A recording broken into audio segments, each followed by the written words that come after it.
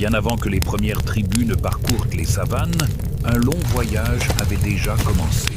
Il y a entre 7 et 6 millions d'années, apparurent les pré-australopithèques, les ancêtres qui firent les premiers pas vers la station debout.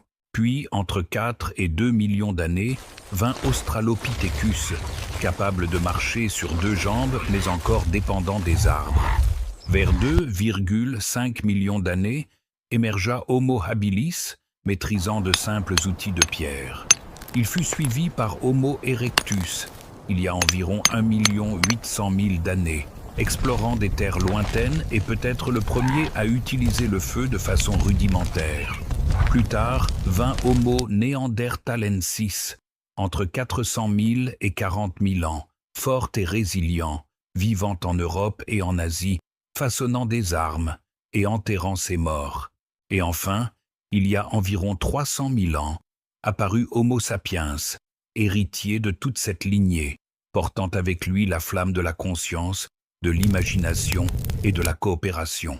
Ainsi, après des millions d'années de transformation, d'adaptation et de découverte, Homo sapiens marcha enfin sur la terre. Dans ses mains, les outils qu'il avait appris à façonner. Dans ses yeux, l'étincelle de la curiosité. Et dans son esprit, les premiers signes de culture.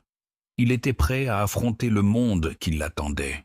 Dans le profond silence des plaines préhistoriques, où le vent apportait un froid mordant et l'odeur humide de la terre mouillée, les premiers humains apparurent.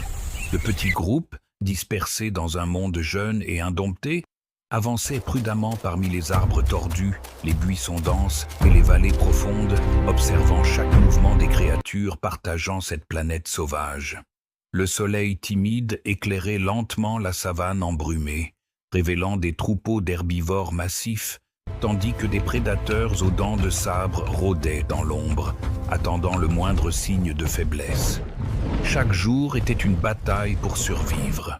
Les humains primitifs, vêtus uniquement de peaux animales, avançaient avec précaution, attentifs aux moindres sons, le craquement des branches, le bruissement de l'herbe, le rugissement lointain des prédateurs.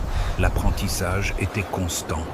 Les enfants observaient les anciens, imitant gestes et sons, interprétant les traces au sol et les signes de la nature, comprenant peu à peu la différence entre danger et opportunité. Le corps devenait un instrument, l'esprit s'aiguisait, et chaque action pouvait signifier la vie ou la mort. La vie était dure et implacable, mais elle révélait aussi des moments d'unité et de découverte. Chasser signifiait